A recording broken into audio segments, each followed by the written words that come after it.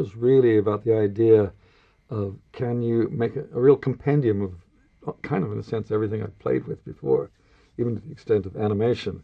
And so the idea came of this traveling troupe coming into modern London, and they seem to be from another time almost, and luring you into your imagination is their function. And that became Parnassus, Dr. Parnassus. Some people have said this might be an autobiographical film, that it's really just about me. Well, I'm not going to admit to that. It uses a lot of things that I've been through, my frustrations, my angers at the way things go, the success of films, the failures of films, the attempt to try to expand people's view of what's possible in the world. So those are, I suppose, autobiographical elements, but the story's got its own course to run.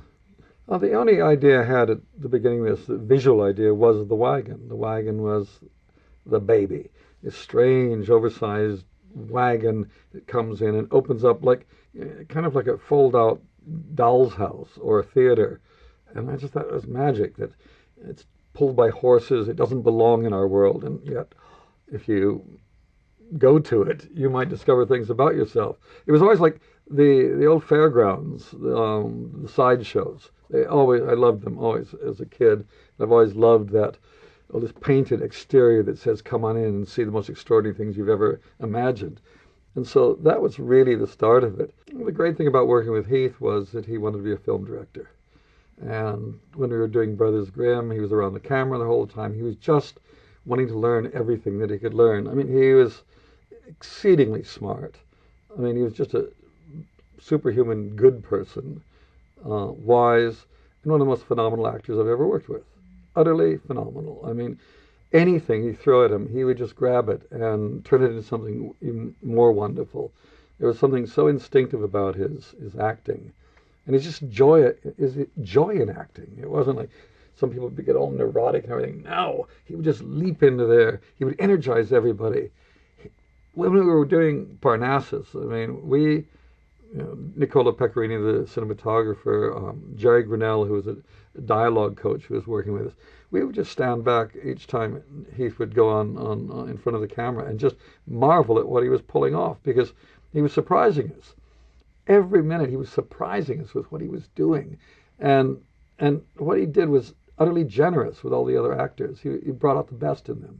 He just, he was there. And the minute we'd say cut, he'd be telling a joke about something else. We were back to having fun again.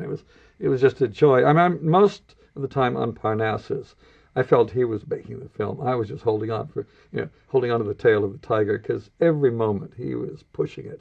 And I was feeling tired, and he would energize us, me, everybody.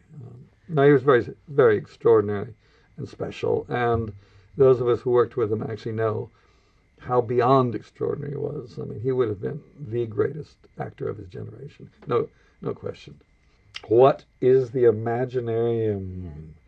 The Imaginarium is that place you go to through that mirror to discover whether you have an imagination to begin with, and then let it flower, let it grow, let it take you places.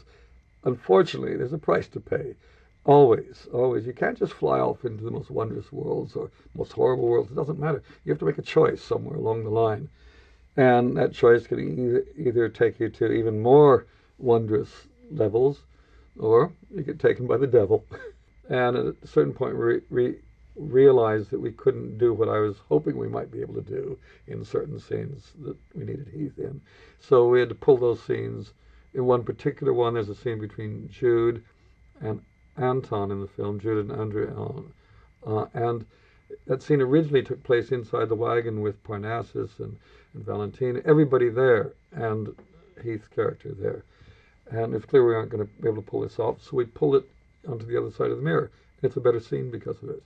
And that's why, as we were moving forward, and that's why I was beginning to feel Heath is directing this film. He's making it, because he's created the situation that we've got to get around.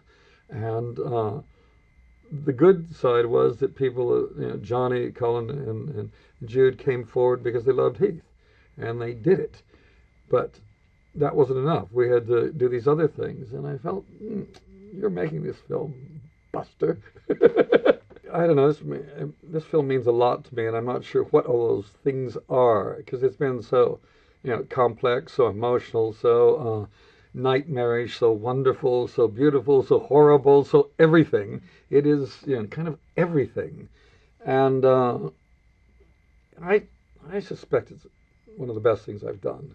I honestly do. I mean, I was terrified that we couldn't pull it off. That's again lying to everybody around me, thinking, making them think we could do it.